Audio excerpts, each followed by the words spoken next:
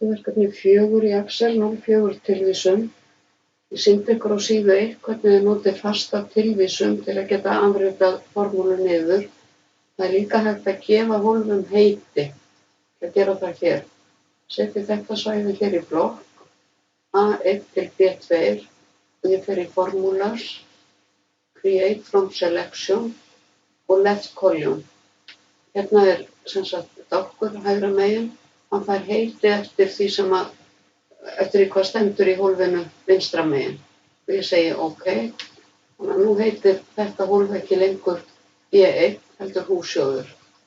Hérna er D2 og E2.